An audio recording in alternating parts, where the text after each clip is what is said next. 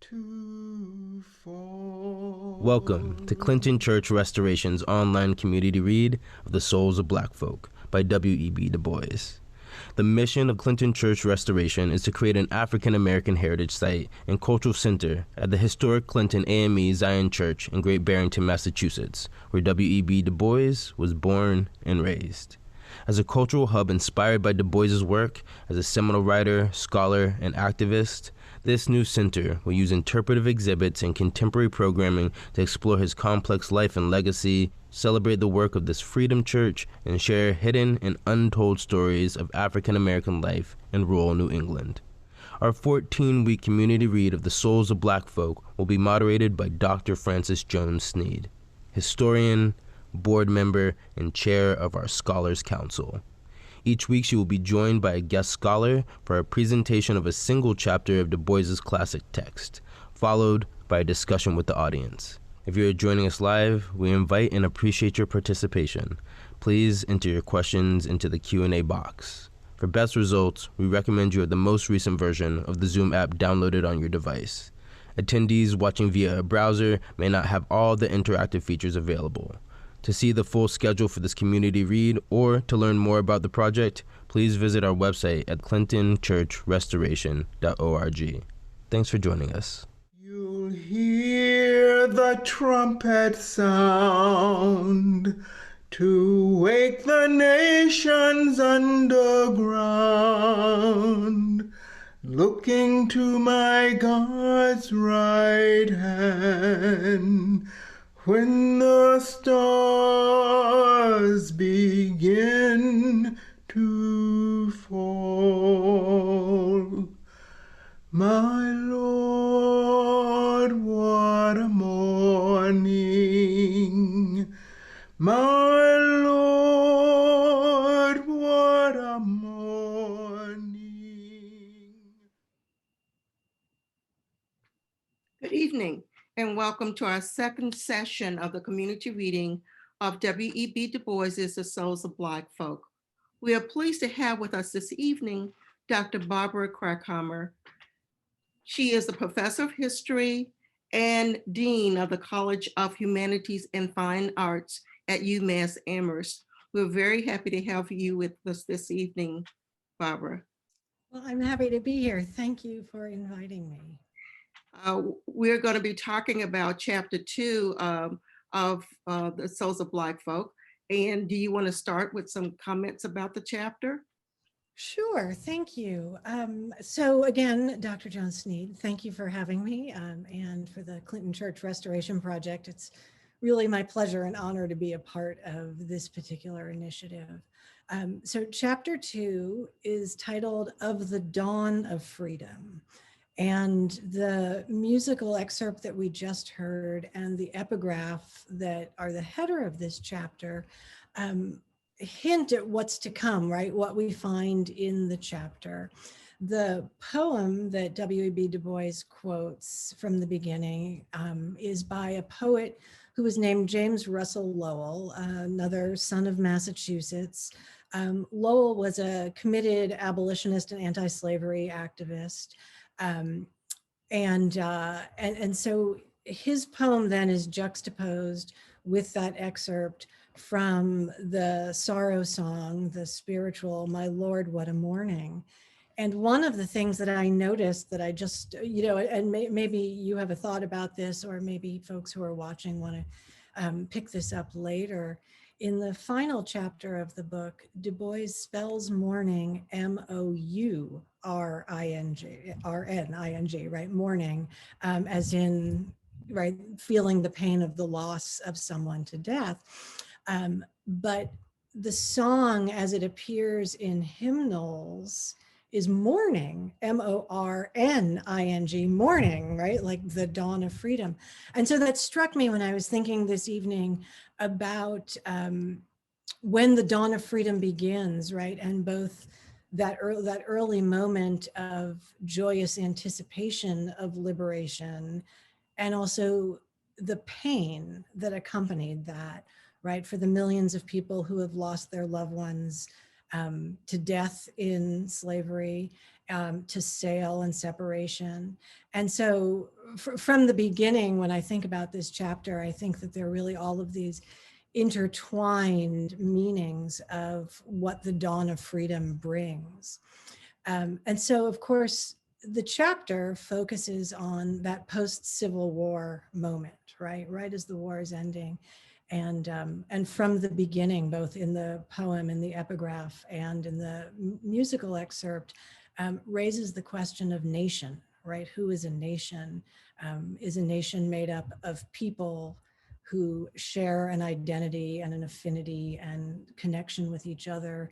Is a nation a geopolitical entity that confers rights and responsibilities on people? And I think that too is a question that's embedded in this chapter. One other thing that I want to point out that I hope we can come back to through this conversation is the chapter opens with one of, I think, the more often quoted lines from Du Bois. The problem of the 20th century is the problem of the color line. But it's the full sentence that I think we have to pay attention to, right? The problem of the 20th century is the problem of the color line. The relation of the darker to lighter races of men, we might add and women, in Asia and Africa, in America and the islands of the sea. And the reason I think the full sentence is important is, one, it's a good reminder that in 1903, by 1903, Du Bois is thinking globally about colonization, about freedom, about liberation, about racism. And you see that referenced, right, when he talks about Asia and Africa and America and the islands of the sea.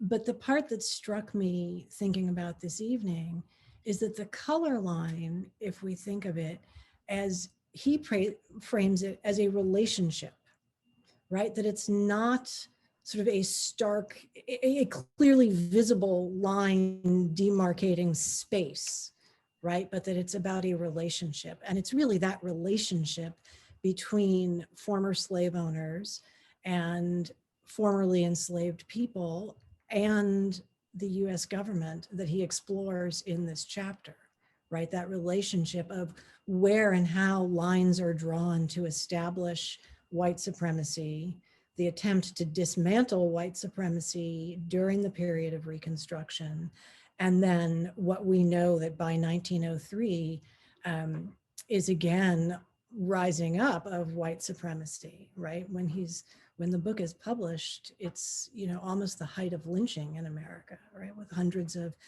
people, primarily, not exclusively, African-American men being brutally murdered, tortured, and mutilated. This kind of intensive, violent terror. And so that's the context in which he's writing, right? And these Supreme Court cases of the 1890s that are reaffirming the disfranchisement of African-American men, and he addresses enfranchisement in the chapter. So he's writing in this context, writing both, I think, to capture the history and experience of a moment of Reconstruction. And he's also writing against the context of his own lived experience in that moment in the early 1900s. And I think it just is incredibly adept at capturing the nuance of both historical periods, right? The one that he's living in the early 1900s, and the one that he's recalling for us as a historian, thinking about Reconstruction. And so the chapter again focuses on the dawn of freedom, right? What it is for both 4 million enslaved African Americans and those white Southerners who owned Black people as property, right? And he's very clear, he has a phrase where he says, right, where Black people were likened to oxen, right? They were chattel. And what it means to have a social and political and economic transformation of that idea, and the practices and structures and institutions that reinforced that idea in this short period of time after the war. And one of the things that I think is critical for people to note is that he very clearly at the beginning of the chapter puts the dawn of freedom in the hands of those Black men who escape from their owners' plantations and seek refuge in Union military camps in Virginia in 1861, right? The war is not even 2 months old at that moment, right? So it's the very beginning of the war when Lincoln and the Congress and everyone are saying, this is a war to preserve the Union, right? The war is not about slavery. The war is to preserve the Union. And from the very first moment, Black Americans understand very clearly that this is a war about slavery, right? And Du Bois says that, right? And he alludes to, arguments about states' rights, right? That's just the red herring. It's a war about Black freedom, Black humanity, Black citizenship. It's a war about ending slavery. And so he starts then with those stories of those men who present themselves to the Union camps in Virginia. And he explains how both the military and Congress consider their options, right? How to respond, right? Do you return this property to its owners, right? The people who are claiming ownership, or what happens is that Congress enacts and Lincoln signs legislation that says, well, since the Confederacy would use the labor of Black men to support their war effort, and now this, for lack of a better term, war material, war resources are on the Union side, are in Union camps, that the Union is not obligated to return them, right? That these Black men who have freed themselves can stay with the Union military as so-called contraband of war. And and that's a fascinating moment. And I think, and Du Bois really illuminates, right, that this first wrestling with the notion of people as people and people as property is instigated by these Black men who forced the question on the Union from the outset. And so he takes us through a little bit of the war and how that unfolds. I think it's also important to note, and I'd be curious to hear your feelings about this or your thoughts about this. He passes very quickly over the Emancipation Proclamation, right? And I think with good cause, because he makes it clear the Emancipation Proclamation doesn't really free anybody, right? It doesn't actually instigate liberation for anyone. It sets the stage for future liberation. And, as we know, exempts large parts of the Confederacy. It exempts the 4 loyal border states that are states where slavery is legal, but they remain in the Union. And so he actually says in this chapter, right, the Emancipation Proclamation, quote, seemed but to broaden and intensify the difficulties of creating meaningful, and so that's the quote, broaden and intensify difficulties. And what he means, right, is the challenges of creating social and political and economic place for Black Americans in the United States. The Emancipation Proclamation doesn't do much to advance that. And then what's clearly more significant to him again are the efforts of Black people, men and women, the formerly enslaved, the now freed people.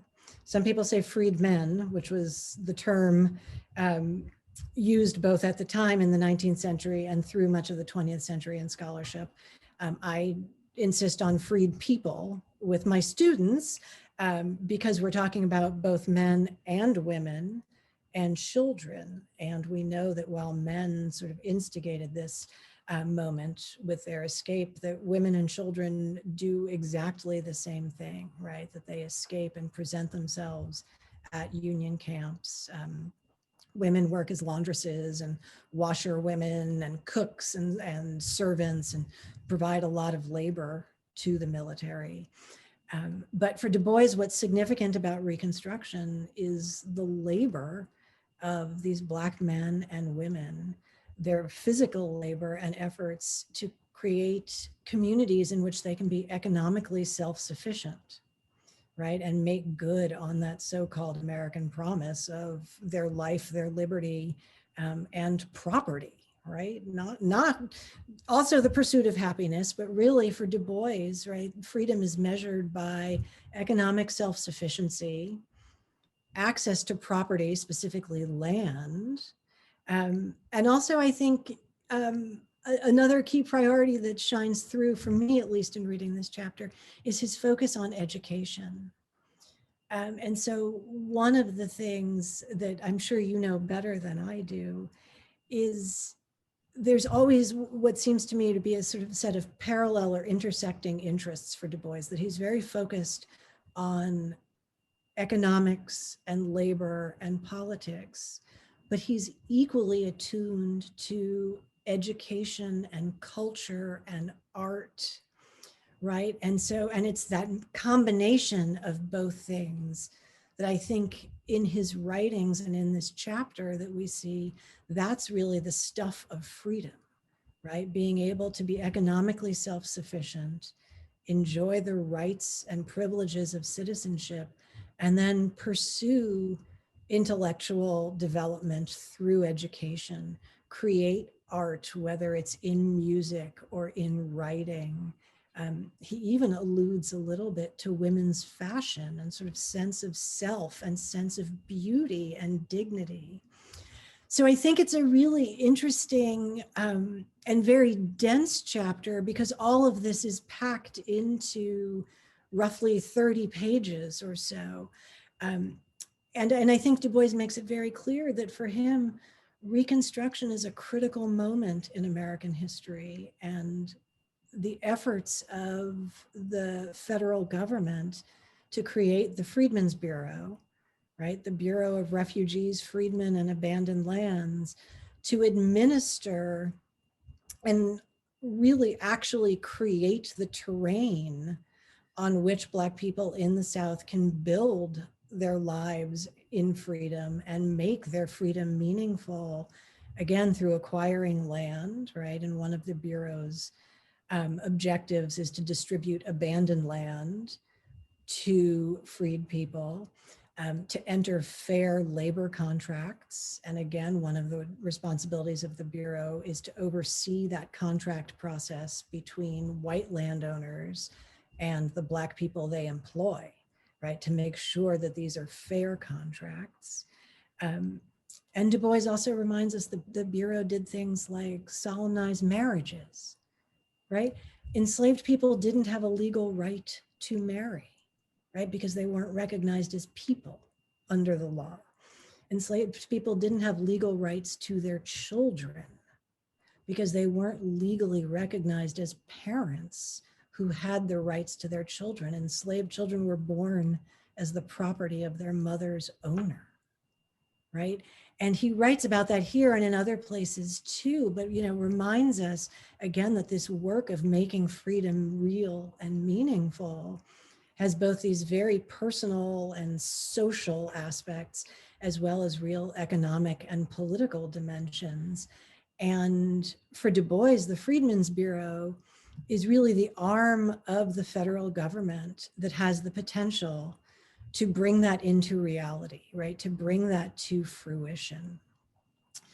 And one of the things that I think is really striking about this chapter is that he's very even-handed with both the successes and limitations of the Bureau, right? This is not a romantic portrait of the Freedmen's Bureau. He's very clear that some of the white men who staff the Bureau, former Army military officers and civilians, are of, limited commitment to the cause or limited capacity, that they encounter resistance from recalcitrant white Southerners who are determined to oppose at every turn the idea of Black freedom, let alone citizenship.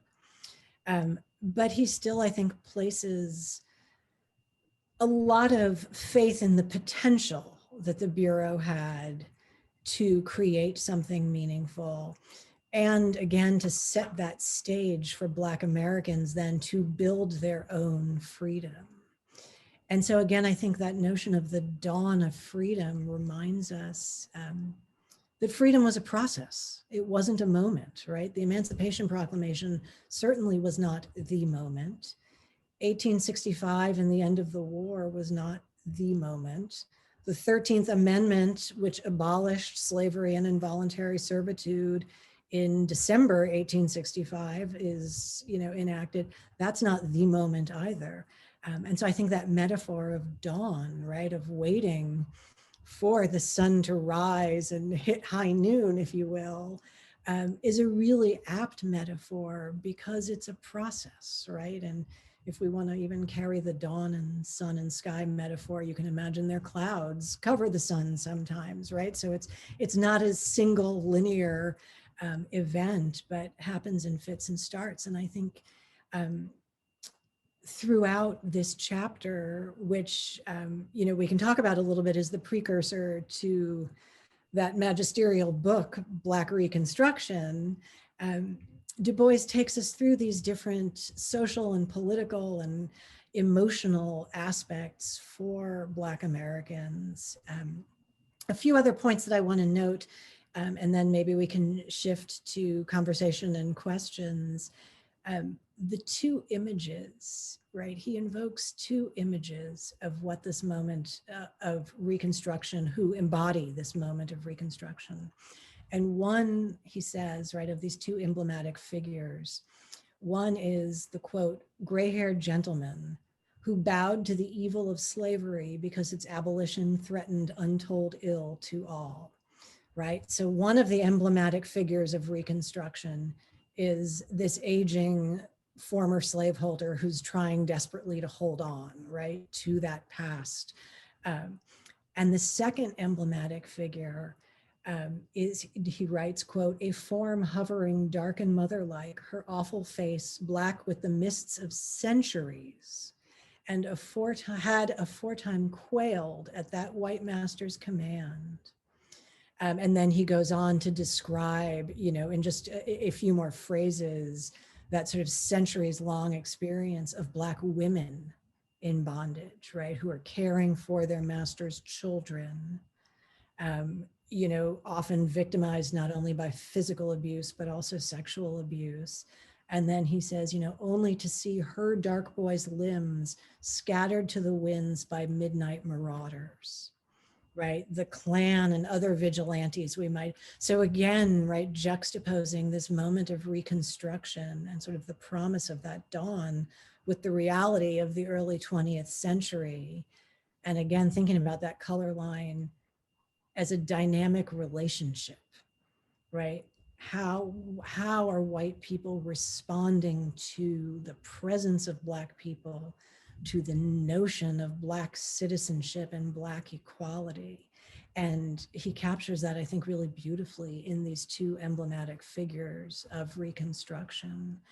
And then, lastly, I think I'll end by saying he closes the chapter by reminding us of what comes after Reconstruction. And again, I think gesturing back to his present moment in the early 1900s, when he writes, Negro suffrage ended a civil war by beginning a race feud.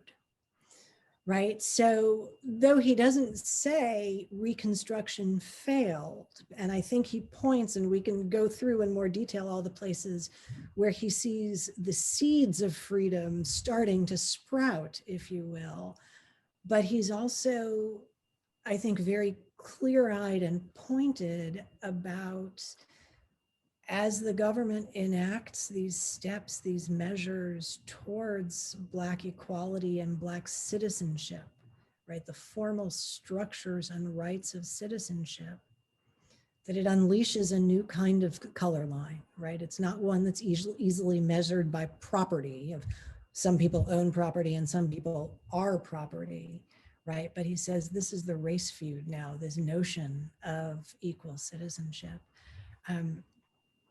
And so I think it's a remarkable chapter because it does capture both sort of the jubilation and the real sorrow that people experience in that moment, that mourning with a U versus mourning, MORNING. I agree. Thank you so much for your comments. I think we can go back. We have a couple of minutes before we will go to the questions. And out there, participants, if you have questions, please put them in the Q&A box now so that we can indeed do that. Black Reconstruction, the book, is being read now by a number of actors, and it's very interesting to me to just listen to the words that Du Bois used.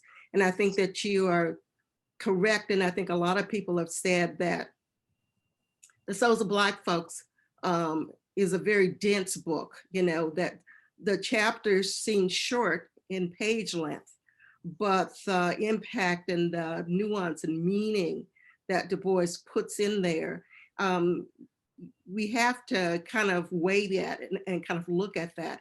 And so I love the motif of the dawn as slowly rising, that we just don't have the dawn. You know, we get up and we wait for that kind of rising of the sun. And what does the song say when this is a time of revolution? Right. This is a time of revolution. In fact, historians have called the Reconstruction, you know, kind of the second American Revolution, as it were, because we are now still defining what freedom means. And we're expanding that meaning of freedom for another group of people that was not included in the Constitution. Right. But these amendment, like the 14th Amendment, has become huge as far as, I mean, it takes us up into the 21st century in its meaning and how people have used it to expand freedoms for not only Black Americans, but many Americans as well. But Du Bois takes from it, and I want to go back to James, to Lowell, Mm-hmm. and that poem, because that connection that Du Bois makes with that poem, and it's called, the poem is, the entitle of the poem is The Present Crisis. Yes.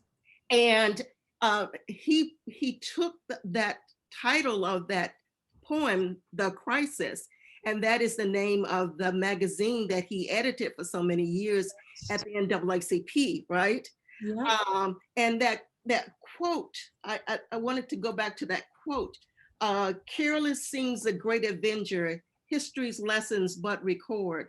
One death grapple in the darkness twixt old systems and the world and the word. Word. Truth forever on the scaffold, wrong forever on the throne, yet that scaffold sways the future, and behind the dim unknown standeth God within the shadow, keeping watch above his own.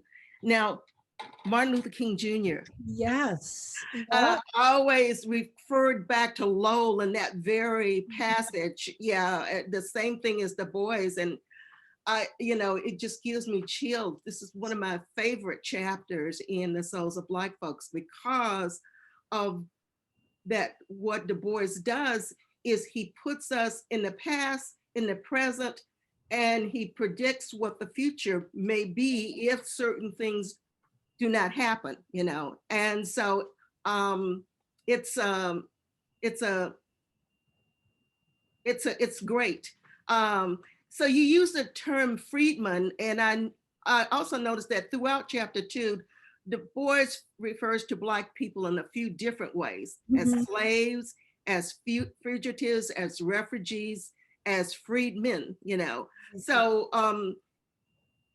according to the context, he would use different kind of words. And I'm wondering if you can comment on these varying degrees of meaning on these titles, and also perhaps how they might be a mirror of the perception of Black people in the United States today in 2020. Sure. So the language, and I think, Du Bois is always very precise and careful with his use of language. And at the same time, right, I think we have to understand is using the language of his day, which would be, expected. And so one of the things that's interesting, right, is that notion of a fugitive slave, right? Fugitive from what, right? Fugitive from their ostensible owner. And so, but absolutely the phrase of the day, both in the 19th century, right? We know, for example, of all those newspaper advertisements advertising for fugitive slaves, because the notion was they were fugitive from their rightful place. Mhm. My hunch, and I have never really poked around enough in the archives to know for certain, my hunch is that often in much of Du Bois's language, there's a tinge of irony there. That I think were we to have the ability to have a conversation with him, right, he would certainly school us on, right, there couldn't really be a fugitive slave. You couldn't hold the idea of fugitive slave on par with the notion of full Black humanity, right? Um, the concept of formerly enslaved people being refugees, again, I think was a concept that served the purposes in the best way of the Union Army as an army of liberation, right? That here are people who are truly war refugees, right? That they have been actually displaced from where they live because of the war and are seeking refuge, both refuge from the chaos and upheaval of the war, but also refuge from enslavement. And we know then that the Union military then creates what are called alternatively freedmen's camps or refugee camps, right? And they really are places where former slaves who have either liberated themselves or been liberated by the Union, right, then live sort of in communal settings. And one of the things always that's striking is when you look at the photographs from the war of those camps, those freedmen's camps, they're populated almost exclusively by women, right? By Black women and children, because of course the men are working in the military either as laborers or soldiers and sailors. And so I think there's a whole gender dimension here that Du Bois doesn't delve into with, sort of the degree of detail that you or I might pursue. But I think all of those terms, slave, fugitive slave, refugee, freedmen, are all part of this language that's reframing what it is to be a Black American at that dawn of freedom. Mhm. Thank you. Our first question from our participants said Du Bois emphasizes at the beginning of the chapter that slavery was the cause of the Civil War. How do you respond to the argument that the war was caused by a rising industrial class in the North who wanted to end the power of the large plantation owners and to make sure that they could not expand westward with slave labor? Ending slavery was ending slavery a Northern thought? I think there certainly were camps, North and South, that opposed slavery for a variety of reasons, economic reasons, political reasons, and obviously moral and humanitarian reasons. My sense is that a lot of the debate over the westward expansion of slavery, again, was less about the institution of slavery insofar as we're talking about rendering Black people as property, and was more right about reserving land, Western land, which was already Native people's land, right? So claiming that land, seizing that land for white men.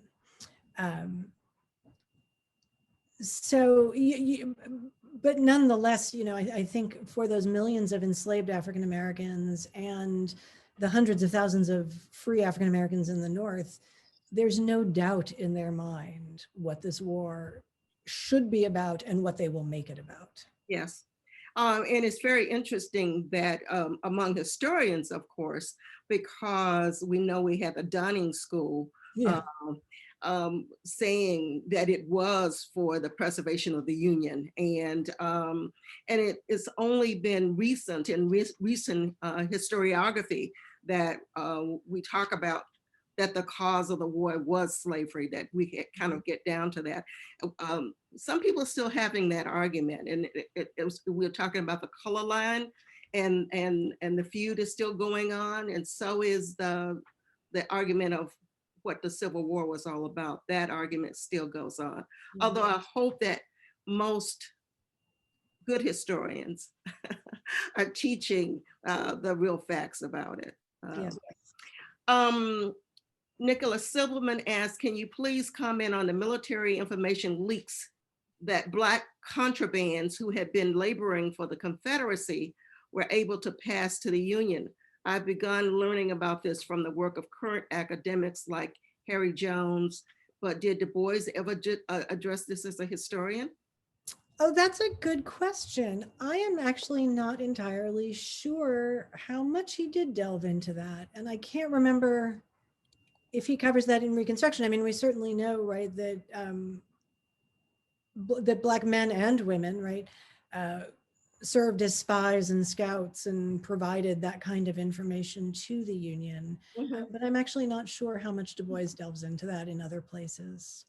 Neither am I. And in fact, after having read Black Reconstruction a couple of times, I cannot be for sure that he actually addressed that question. So I'm glad that current scholars are going into it and looking at that.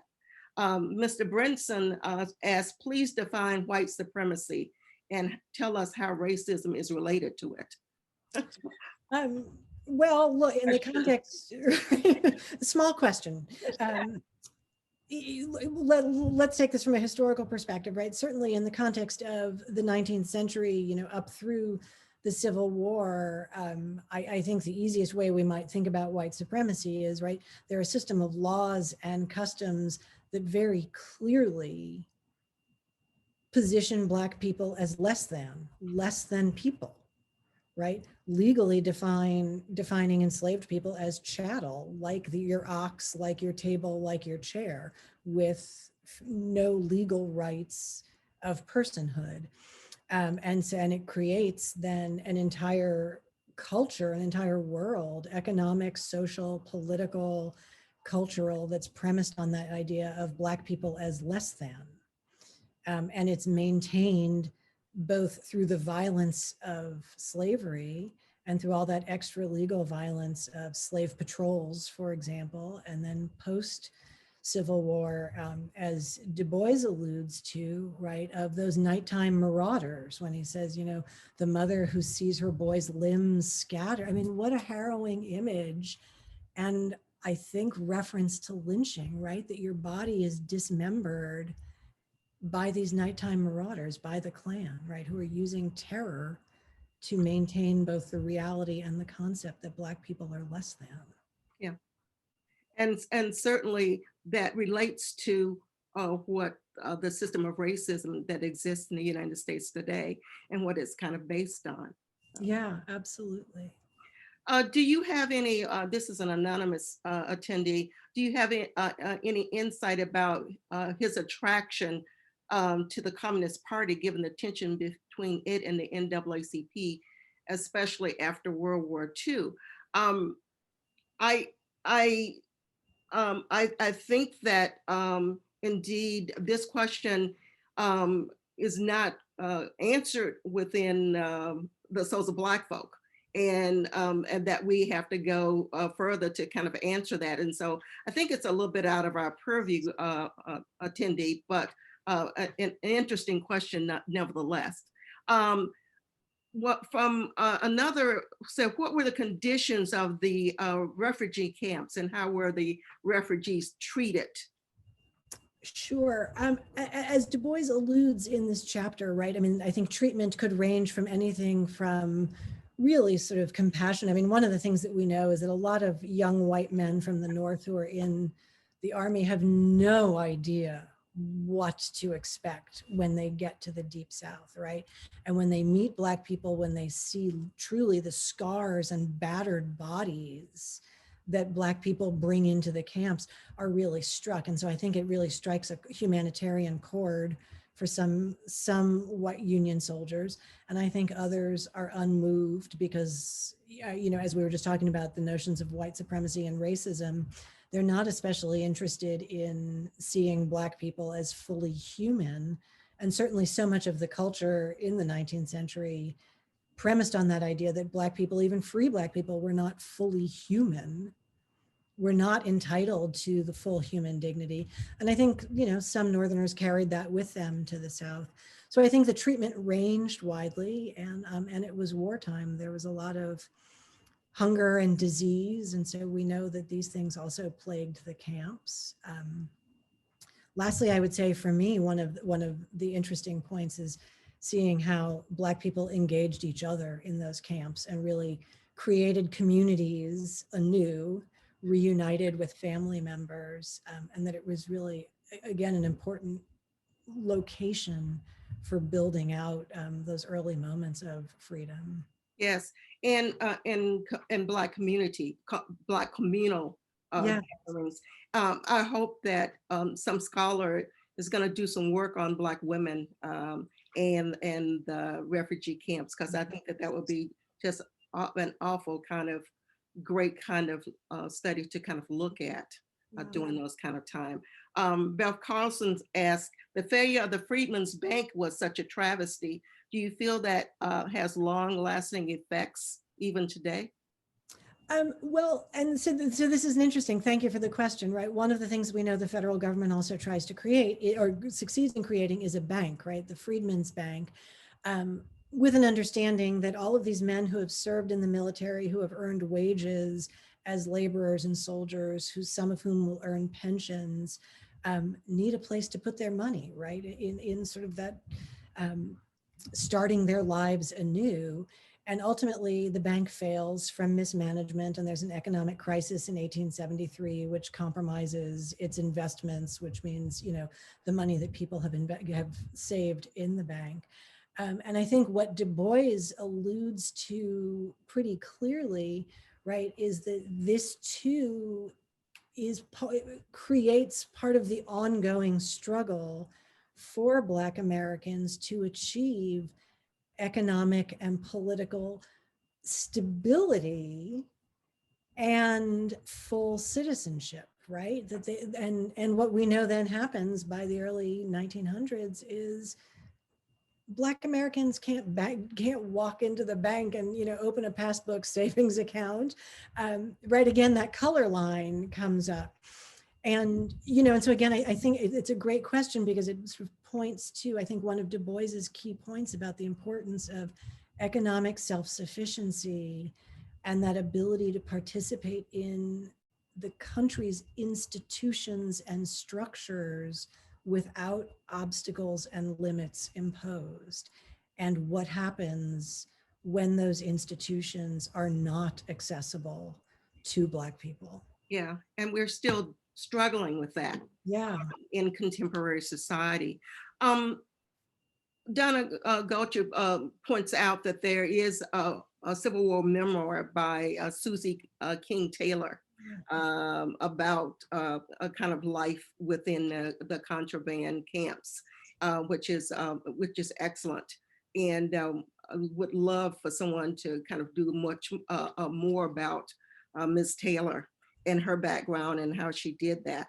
How would you suggest that we get more of this information into our school curricula? Du Bois' description of these times was entirely new to me, said Linda Baxter. I think the school curriculum is challenging, and I wish I had an easy answer, right? We know it's challenging because of the constraints on our teachers in terms of the resources that they have, in terms of what was made available to them in terms of education. I hope that partnership with various organizations, both community-based organizations, such as all the work that you're doing, Dr. Jones-Sneed. I remember Du Bois in a Box a number of years ago, right? Yes. And, you know, and frankly, I will put in a plug for my own institution, you know, outreach and partnerships with your local colleges and universities, where there are scholars and rising scholars and our graduate students and resources in our libraries that can provide input and assistance and suggestions, you know, acknowledging all the challenges that our teachers face with the requirements that they have to meet. Yeah. Curriculum. But I do think, you know, the New York Historical Society, I was just working with them on a project about women in the Civil War. And a primary focus was Black women, both Northern women and enslaved women from the South during the Civil War. And their goal is to make that available as a curriculum resource for K-12 teachers, right? So sort of pegged at different levels. But I think, you know, partnership with as many public and private institutions and organizations may be the best solution in this moment until we see a radical change in our public education. I agree. Clinton Church Restoration, in fact, that's one of the goals, is to work with K-12 teachers in Berkshire County, not only to get more information about Du Bois, but more information about African American history, period.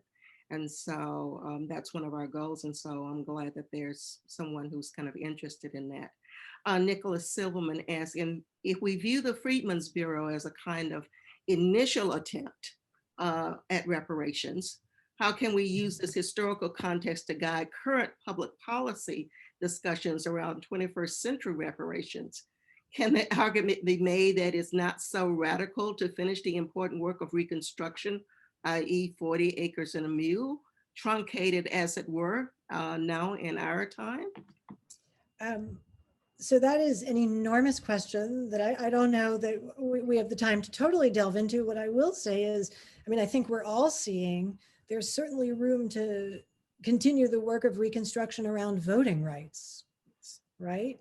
And again, even right around access to finance and banking and credit. I mean, so I think, yes, on virtually every axis, there is room to continue that work. And so much of what we know about the history of redlining, for example, speaks really to this question, right, about access to property. Mm-hmm. Right? Those 40 acres and a mule, right? That was property. That whole short-lived moment was about setting up Black people as independent farmers, self-sufficient, property-owning individuals. Because outside of the enslaved people, land was the commodity that you based wealth on at that point in time in the 19th century. And home ownership today, if we look within communities, that's probably the largest thing that an individual will ever buy in their lifetime is a home. And so, you know, we can spread that wealth around in a certain kind of way. So great question. Somebody reminds me to give a shout out to our youth, our K through 12 students and college students who may be out there, because I think that what has been shown with the Black Lives Matters and other is it's going to be the young people who are going to kind of push for change within the curriculum, within the government and everything else. And so I think that because I always talk about coming from the Black Power generation, and certainly my cohort pushed for changes within this time. And so I can see that this generation is doing the same thing. And so maybe we're going to be seeing some changes around that. So let's hope so. Mr. Ray Gunn asked, do you think that Du Bois has a heightened clarity to post-slavery racial conflicts because he was raised in Great Barrington and led quite a different life until awareness as an adult? Oh, Mr. Gunn, that is a great question.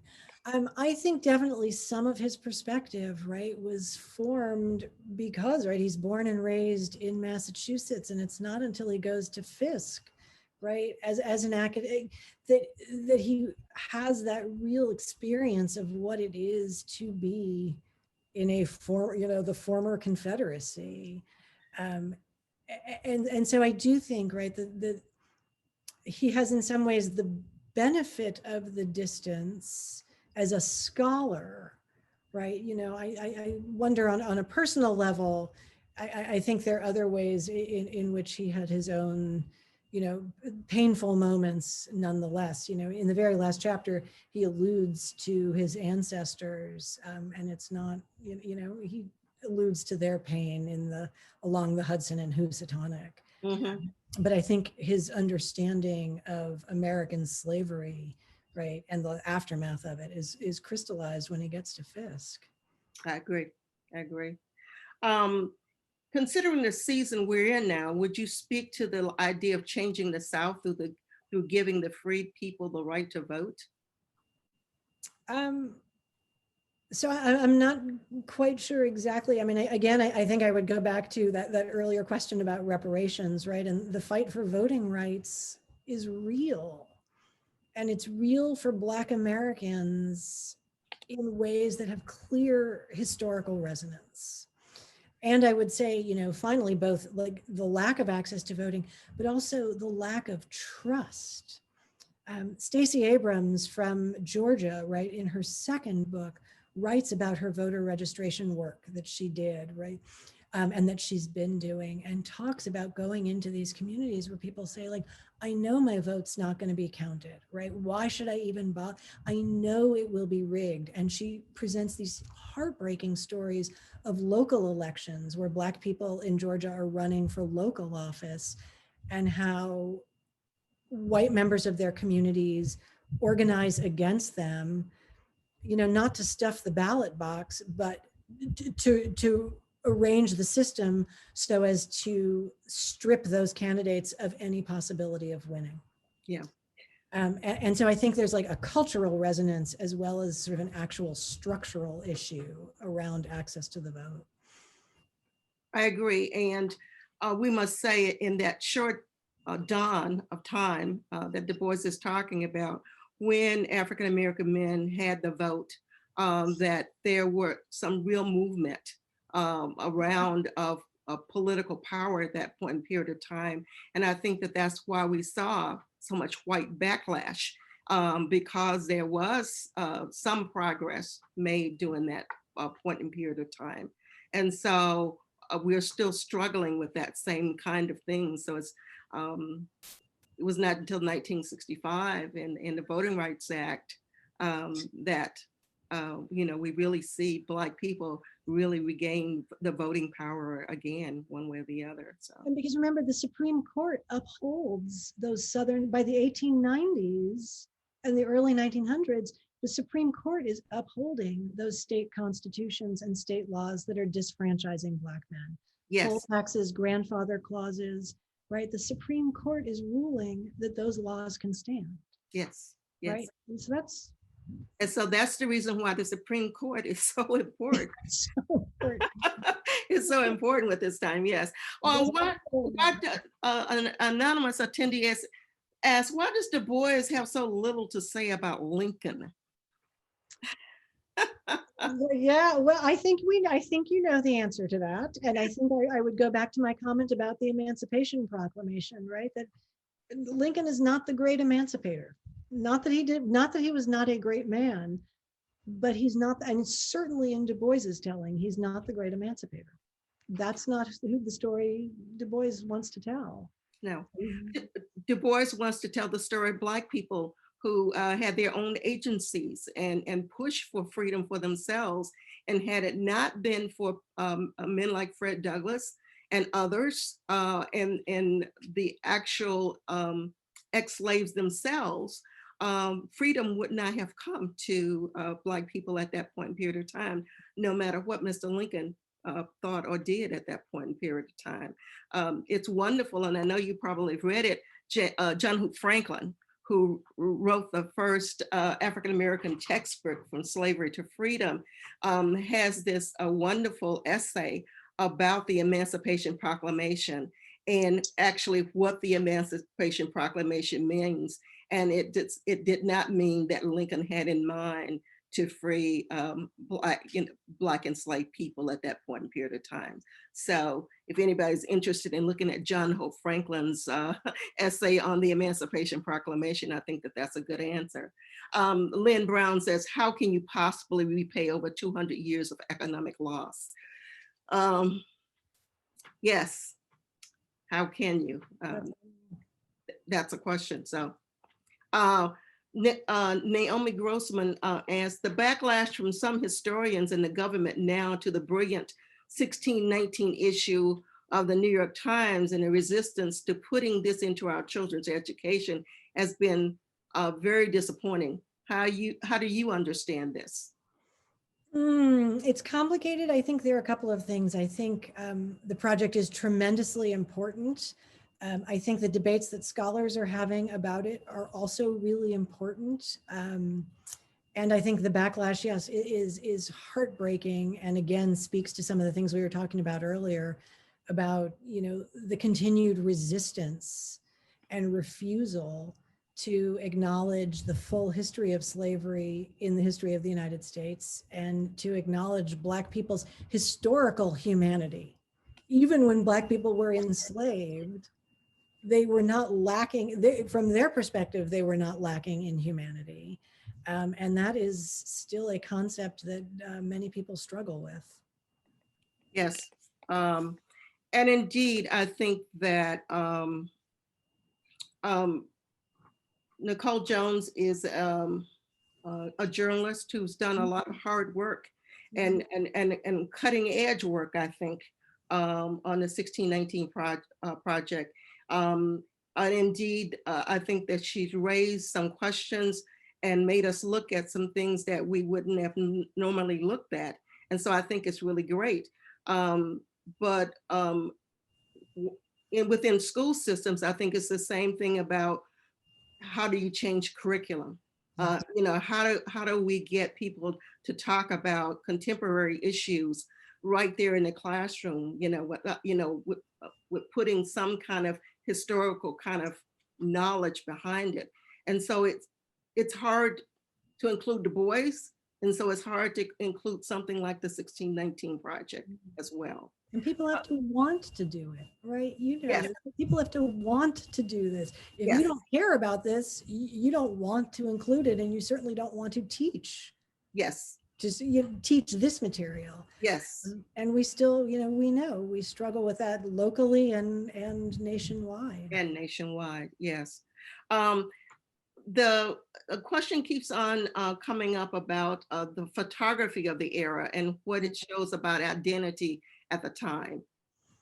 This must be a question from someone who knows what I work on. The photography from this era is beautiful and complicated. And I think what it shows is, again, Black people's sense of self, right? Sense of beauty, sense of creativity. Du Bois too, very much engaged in thinking about photography and photography's power to communicate Black people's lives and experience and humanity. And so, you know, that's what I will say about sort of Civil War era photography is talk about dawns, right? It's this dawning of Black self-representation and Black artistic expression through the work of Black photographers. Yes. We're going to take a small break and then come back to more questions. We don't have any open questions at this point in time, people. So please put some questions in the Q&A. We want to hear about it and what you think about chapter 2 of The Souls of Black Folk. But now we're going to break for a short film.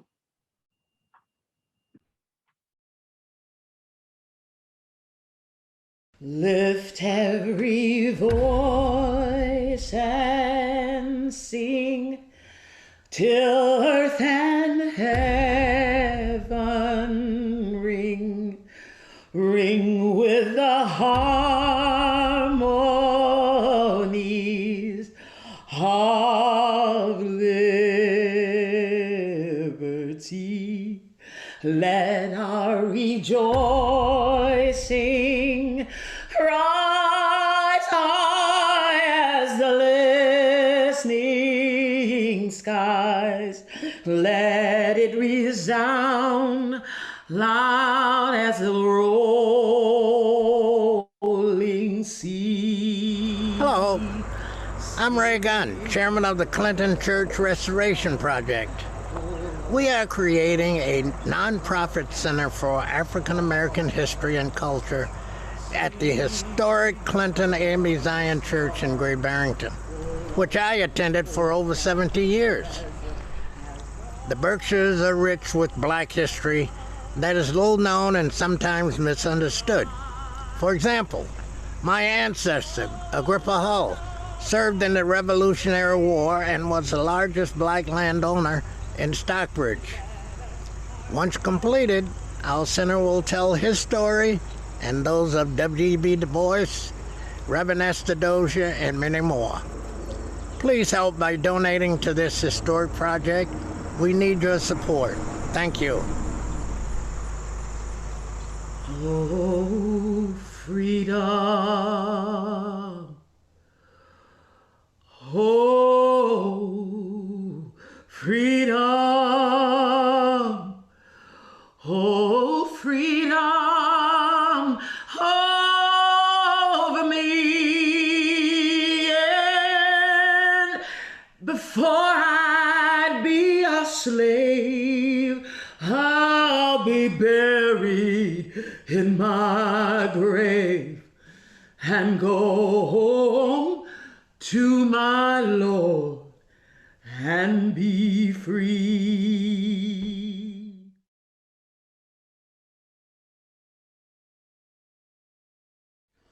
Oh, there's no hiding place down there. Oh, there's no hiding place down there. See, I went to the rock to hide my face. Rock cried out, no hiding place down there. Gonna pitch tent on the old campground. Pitch my tent on the old campground. Gonna pitch my tent on the old campground. Give that devil another round. No hiding place down there. See, there's no hiding place down there. Oh, there's no hiding place down there. See, went to the rock to hide my face. Rock cried out, no hiding place down there. No hiding place down there. Oh, there's no hiding place down there.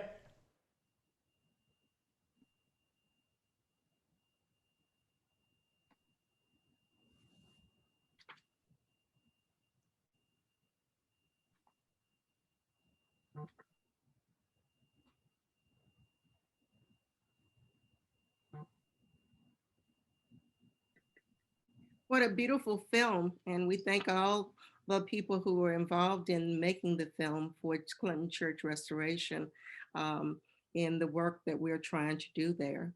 I don't see any more questions and answers. Certainly people are thanking us and enjoying the discussion and of questions. And we want to thank you so much for being with us this evening to talk about chapter 2. Do you remember when you first read W.E.B. Du Bois's The Souls of Black Folk? Oh gosh, you know, it's funny. I was thinking about that. I don't. I remember when I started teaching it. I remember reading it in graduate school again. And I'm sure it was in my house. I mean, I can tell you as a kid growing up, right? Like I know it was in my house. And so I suspect I must have read it in high school and not understood anything that I was reading, quite frankly. And then I suspect the first deep reading probably wasn't until I got to graduate school. Oh, when did you first read it? Well, let's see. I first read it as an undergraduate. You know, I went to a historically Black institution in Mississippi, and so certain books were kind of required reading of, and The Souls of Black Folk was one of those books. Mm-hmm. But I certainly did not start to really I used to teach chapters from the Souls of Black Folk, especially chapter 3 of Mr. Booker T. Washington and others, but not teach the book in its entirety, except since I've come to the Berkshires and really got to understand and appreciate the richness of the text itself. Some people complain that it's such a difficult book to read that they don't see how that they could teach it at the high school or even at the college level, unless it's to more advanced students. Do you agree with that? You know, I don't, for a couple of reasons, not surprisingly, for a couple of reasons. One, I think that we, can give our students more credit, right, in their ability to think through complicated ideas, and I think they're often eager to do that.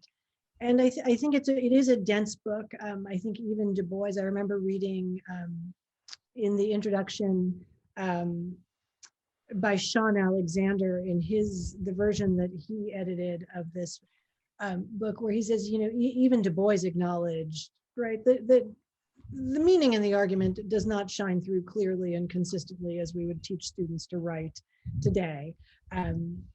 Because it's a series of essays. And so I think you can approach teaching it as, these are a series of meditations on some common themes, right? And really, one of the things I always try to emphasize with my students is like, let's just move slowly through this, right? You don't have to understand the whole thing cover to cover. Let's just move slowly and see like what we can pull out as some of the common themes or imagery that strikes you. And maybe for younger students, that's the way to go.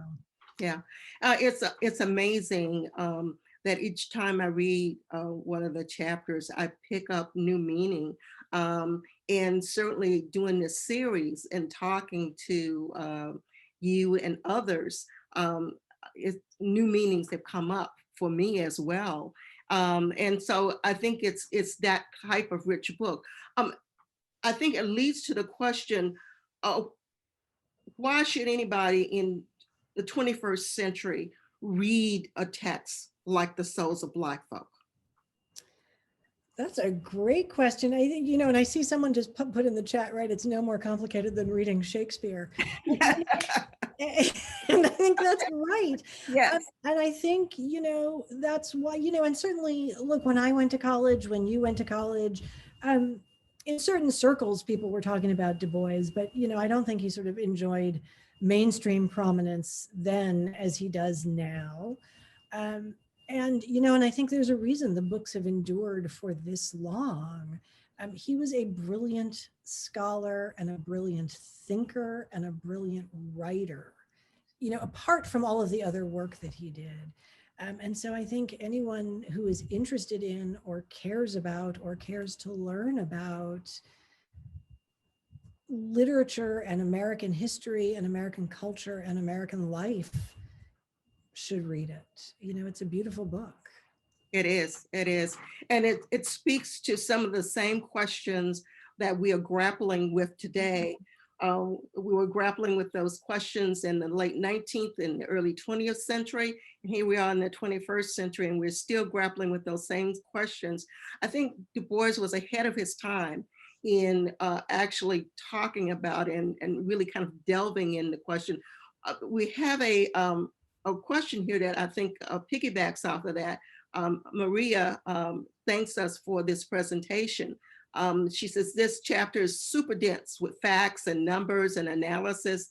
It's like Du Bois was a journalist, a researcher, and a prophet all rolled into one. Do you have any insight into how Du Bois did all his research? So I don't have a tremendous amount of insight into how he did his research, but what we know, right, he trained as a historian. He got a PhD in history from Harvard. And so, he was a meticulous researcher, somebody who was well-trained and well-skilled at archival research, but also at writing, right? And what today we would call, writing for a general audience or writing for a non-academic audience. And you see that in so much of the work that he did, right? Dr. Jones-Sneed, you mentioned the crisis earlier, right? And so we know that his goal was to compile all of this research and make it accessible both in the format, the publication, but also in the presentation to a wide range of readers. Yes, and in fact, about 7 or 8 of the articles in the Souls of Black Folks, or 7 or 8 of the chapters, are revised from articles that he had published in magazines of the time, like The Atlantic. It's very interesting because Lowell, from the poem at the beginning of the chapter, who he names, he takes the title from that, For the Crisis, the magazine he writes for. Lowell was the editor of The Atlantic and publisher of The Atlantic. And so Du Bois included several articles that appeared in The Atlantic. And then he took those, he revised those articles for chapters in the Souls of Black Folk. And then he wrote some new things to kind of come together. So it's a collection of essays, and Du Bois has such a wide interest in everything, it seems, that he tries his hands at poetry, at fiction, you name it, and he tried his hand at it. So he was an amazing 19th century man, a Renaissance man, as it were, and trained in education like very few are trained today in education. And I think and he was an intellectual, right? Yes. I mean, he really, and I think one of the things to remember that people often don't know much about is that from the early 1800s, from the 19th century onwards, prior to the internet, Black Americans, right, had literary societies, like Free Black Women in the North have literary societies that they're forming in the 1820s and 1830s to read and become, to educate themselves, right, in sort of high literary tradition. And I think Du Bois is engaging that as well as trying to reach a wide audience, and is really trying to bridge that gap between sort of high intellectualism and reaching a broad audience. One of the things I came across in the UMass archives was a letter from Ida B. Wells Barnett after the publication of Souls, and she writes to him from Chicago on her anti-lynching league stationery, and says that a white woman who she describes as, you know, an ally of the race, had organized a reading party, right, for people to read and discuss the Souls of Black Folk. And Ida B. Wells Barnett writes and says, you know, it raised so much interest in the book. We're still reading it and talking about it 3 weeks later. You know, and I think that was really his goal, to really to push this out to as many people as possible. Oh, that's great. Yeah, and I always point out that before the National NAAC was formed in 1909, Black women got together and they formed the first national organization to, you know, push for civil rights for Blacks in this country, National Association of Colored Women's Clubs. And so Black women were on the cutting edge during this time. And Du Bois does give them credit, you know, to a large extent. He doesn't have his essay about Black women in the Souls of Black Folks, but it is at other places. And so we'll put that in the resources for anybody who is interested in that. Linda Baxter wants to know, what do current historians think about the successes and failures of the Freedmen's Bureau? I think many historians actually today are still in line with Du Bois's take on it, right? Of certainly, you know, dismissing and discrediting those earlier schools, the Dunning School, for example, that said, you know, this was a travesty. And really do see the Freedmen's Bureau, much like Du Bois did, as the vehicle through which Black people could pursue their interests. You know, the research that I used to do in the Freedmen's Bureau, for example, back to your point, Dr. Jones-Sneed, about Black women in leadership, leading the way here. So countless women went to the Freedmen's Bureau to seek child support from their former masters for the children. I don't know if we have young people watching, so I'm going to try to be delicate with my language, but for the children who were fathered by slave owners with enslaved women.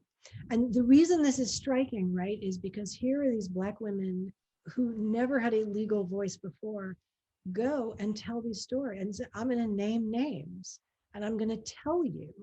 And I want reparations right now in the form of child support. Yeah. Right. And so, and I think historians have really delved into the records of the Freedmen's Bureau, less to see what the Bureau agents were doing and more now to see how Black people are making use of the Bureau's structure and agents to pursue their own ends, right? To make their own citizenship and freedom meaningful, whether it's getting wages, getting child support, legalizing their marriages. And so I think that's where historians see the Bureau now, really from the vantage of those Black women and men who engaged it to meet their needs. This has been such a lovely and informative conversation. Thank you, Dr. Barbara Krauthamer, for joining us for this second session of reading of the Souls of Black Folk. I can't say any more. I hope that you as participants will join us again next week when we look at chapter 3 of Mr. Booker T. Washington and Others with our guest, Dr. Whitney Battle-Baptiste from UMass Amherst. So we'll see you then. Good night. Good night.